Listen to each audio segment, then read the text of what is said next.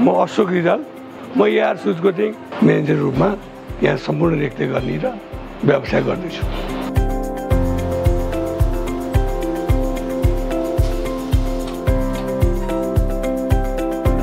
अब अहिले हामीले चाहिँ जुत्ताको सम्पूर्ण कुराहरू नै यिनै तयारी गरिरहेको छौँ।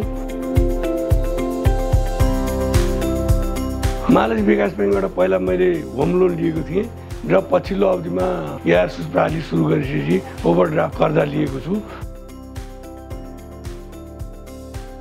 लोन लिइसकेपछि पहिला जुन रूपमा हाम्रो प्रोडक्सन चाहिँ अर्धतयारीमा गर्नु बस्नुमा थियो भने अहिले हामीले मेसिन कामदार सम्पूर्ण थपेर हामीले जुत्ताहरू नै हामी तयार गर्दैछौँ। अहिले चाहिँ स्पोर्टहरू मात्रै प्रदर्शन गरिरहेको छौँ भने छालाको जुत्ताहरू प्रदर्शन गर्ने र अरू चिजहरू हामी थप्ने सोच बनाइरहेका छौँ।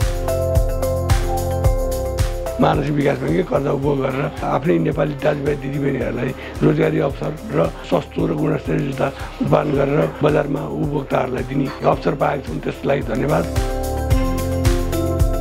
महालक्ष्मी विकास ब्याङ्कले चाहिँ अहिले कर्जाको ब्याज दर चाहिँ न्यून गरेको कारणले गर्दा सहुलियत दिएको छ, त्यसलाई चाहिँ धन्यवाद दिँदै अब आगामी दिनमा पनि महालक्ष्मी विकास ब्याङ्कसँग हाम्रो कारोबार सवाल होस् र उहाँहरूको सधैँ सहयोग अपेक्षा सहित उहाँलाई विशेष धन्यवाद दिन चाहन्छु।